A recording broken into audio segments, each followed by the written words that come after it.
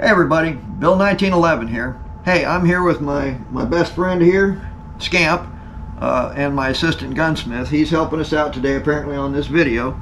So what we're going to do today is we're going to talk about a little gun that, well, it's very popular all over the world.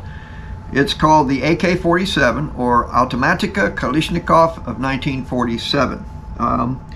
We're also going to have a second gun here called a MAK 90. Now the MAK 90 and the AK-47 are extremely similar. The big difference between the AK and the MAK is the trigger system. Now, with that said, this particular AK-47 that I have right in front of you, it is an AK. However, the trigger was modified before it came into the country so that it could be sold here as a civilian semi-automatic rifle. Okay, so okay, it's a technical difference. That's true. Technically, it's an AK-47, but with that trigger, it's not. It does not have that full auto capability that AK-47s have. So, MAK 90 is for all practical purposes, the same gun. It's just a different trigger system. But I'm going to show you the other one. And there's another stock. The butt stock on the other one is different than the butt stock on this one. Okay. The butt stock on this particular gun, okay,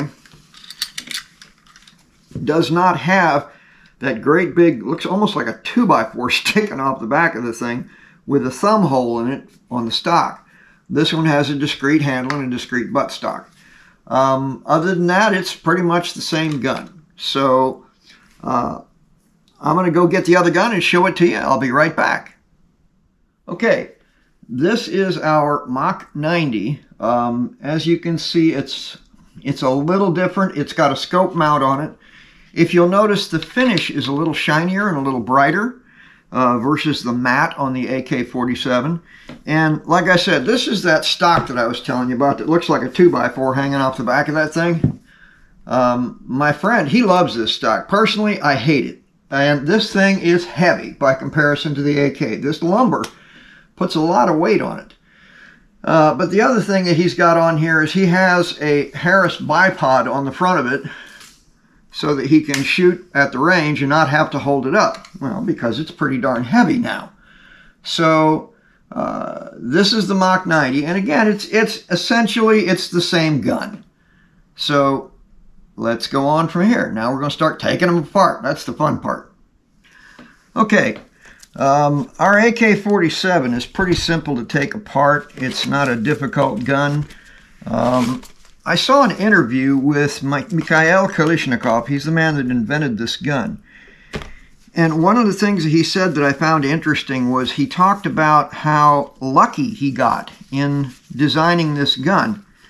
A lot of guns, when they design them, they start out with an idea and they build the gun, and then they have to start solving all the little problems that go along with it. And this one, when he invented this gun, this thing was functional right out of the box, first try, and this thing worked great. And he didn't realize until later that that's not normal. That was an exception. That was exceptional circumstances that he kind of got a little bit lucky on it, and everything just went perfect from the beginning. So that's just an interview I saw with him, and he sounded like a really down-to-earth kind of guy. For someone who's invented a gun that is one of the most widely used guns in the world. So anyway, let's start with, on the back of this thing, we take off this back cover, okay? Real simple, it's a push button, okay?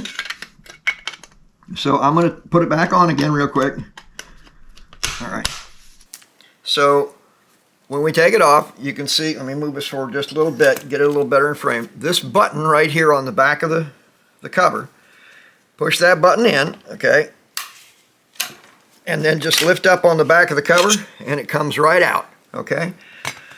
So on the front of the cover, you can see right up here on the front, there's a little recess right around here that the front of the cover slips into. Okay, it slides into that, and that's how the front of it mounts. All right. The next thing we want to do is we want to take the recoil spring out of the gun. Again, it's really simple. Okay, we push this forward, lift it up, and slide it right out.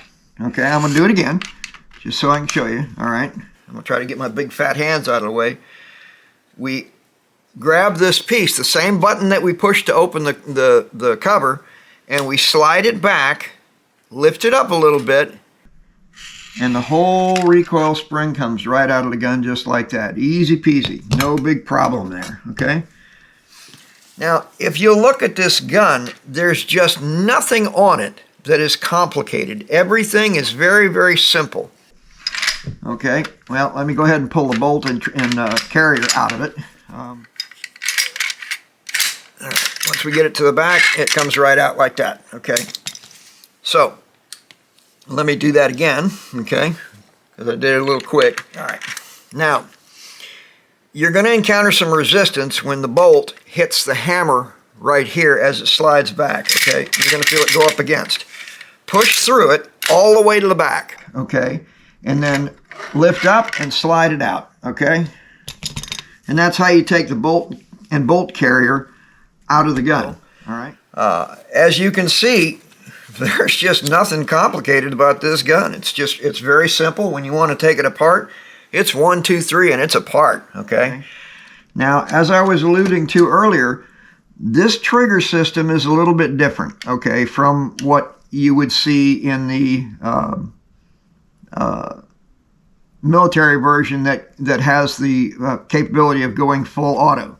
This trigger system is set up for for single action only, okay? When you pull the trigger, it fires, the bolt pushes the hammer back, and it locks, okay?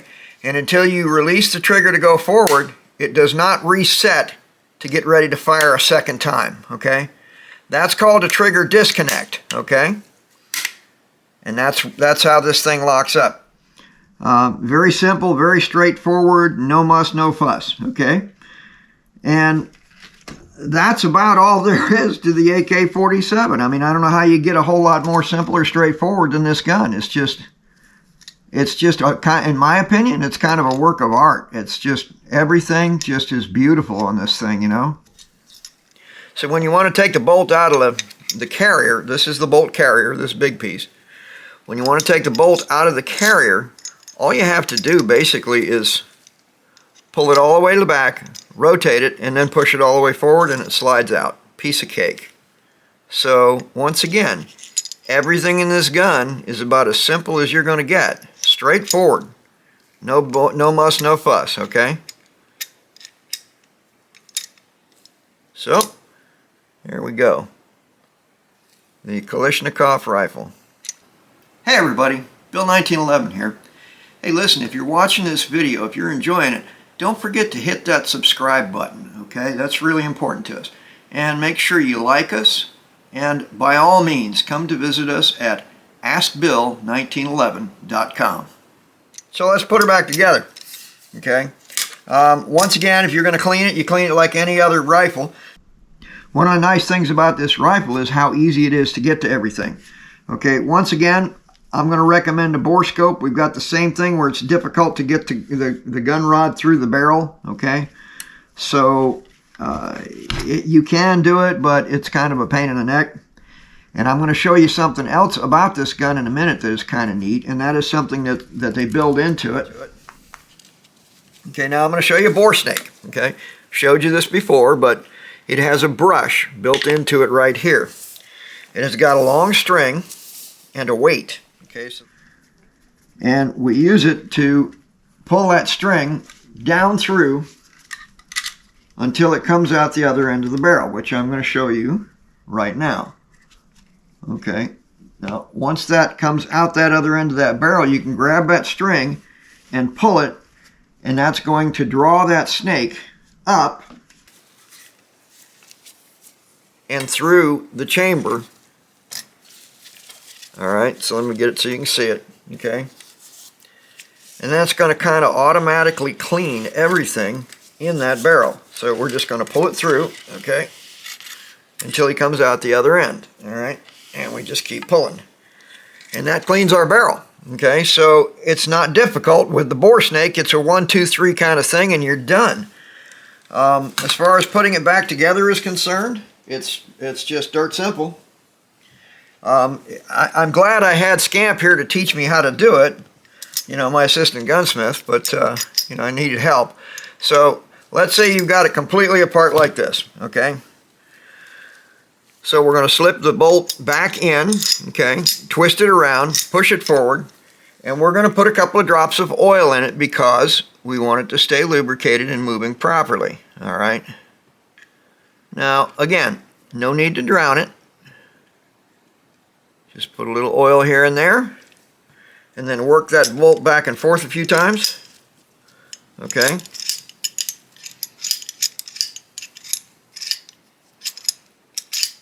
And that's going to have you all oiled up in there, and that's what you want, okay? Alright, everybody's oiled. Okay, so we're going to put the bolt and bolt carrier back in the gun. And again, it's just dirt simple to do it. Okay, we're going to slip the front end into the gas tube. Okay, we're going to bring it back to the back. Now you're going to have to make sure that you push it all the way down, both sides, before you come forward. Okay, and once you come forward, take it all the way up to the front. The reason why you want to do that is because your next step is going to be to put the recoil spring back in. So I'm going to put a little bit of oil on this recoil spring here and there. Okay, just run it down the side. And over time, this is going to work its way around that spring from one end to the other and lubricate pretty much the whole thing. Okay, so, all right, get some oil on that puppy. And it goes right up inside of the bolt carrier. You see it go right in. Now, on this back end back here, we're going to do the inverse that we did before. We're just going to pull it forward a little bit until it drops into that slot, and that recoil springs back in. And when we want to put the cover back on, remember that recess on the front that the front of the cover slips into? You bring it down and you just push it down. Okay, straight down. Okay, I slipped out on the front, so let me re-engage, and down we go, and it'll pop in like that, and your rifle is reassembled. Now the MAK 90 comes apart in identically the same way. Okay, no big difference there. The only difference on that rifle is that it has the scope on it, and you can see the scope. This scope has the same scope mount on it. Okay, now this came with this gun. It was built onto it and already riveted into place. Now on the other one, I had to install that rail, that scope rail, for my friend so that he could use it.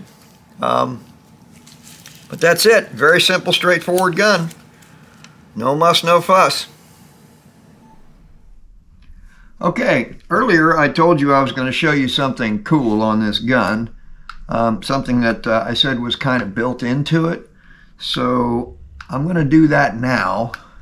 All right. So let me get the camera reset. All right. In the buttstock, there's a door. Okay, right there. What does this door do? Okay, let's find out. All right, I'm going to show it to you on the close-up camera here. All right. And that door, when you press it in, okay, you got to press it all the way in and all the way back. Something comes out of the stock. This is the cleaning kit that goes with the gun. All right, so you have a bore brush, okay, you have a jag, cleaning jag, and you have a tool for cleaning the gas port, okay, a screwdriver, okay, and a sight tool. This does everything you need to do. This is kind of a uni tool. We had them in cleaning kits that they had in the buttstocks of M1 Garands and things like that back during World War II. So this is still something that's going on, but also in the front of the rifle up here, okay, we have a cleaning rod that is part of the gun. Okay, so if you notice, it's got a ferrule in it, so you can stick a patch in it. Okay,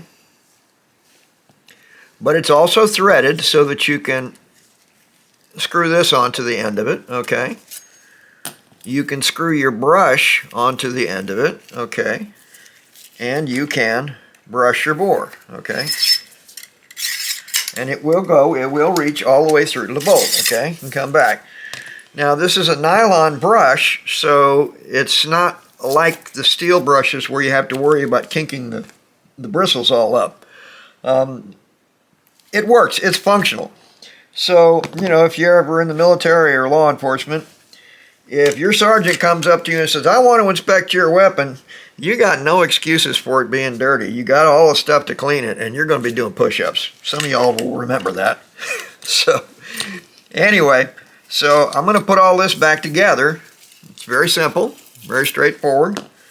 Okay, the cleaning rod slides into the hole that's built into the stock. All right, slides right through. Okay, and just pushes back and kind of snaps in.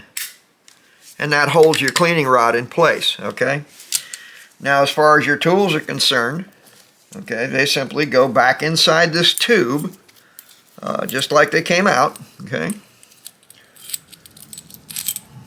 and let me get them in there. All right, and once they're in, you put the cap on. If you notice, there's like a little cutout, almost like on the old light bulbs in cars, right? And there's a little dimple right there. Well, that has to line up. That sticks together, and it turns and locks it in place. Okay, now when it goes into the stock, there's actually a way it has to go in, okay, and a way it can't go in. If you put it in this way with the thick end in, okay, it will only go part of the way down into the stock, and then it'll stop before that door can close, and you can't really get it in there. So you have to put it in with the narrow end in, all right, and then it will go all the way in and allow that door to close. Pretty cool, huh? Darn clever, these guys. So they built that into the stock, so there's no excuses for not cleaning your gun. You've always got the stuff with you to do it. Okay? So I promised I'd show that to you, and there it is. Hey everybody, Bill 1911 here. Hey listen, if you're watching this video, if you're enjoying it, don't forget to hit that subscribe button, okay? That's really important to us. And make sure you like us, and by all means, come to visit us at askbill1911.com.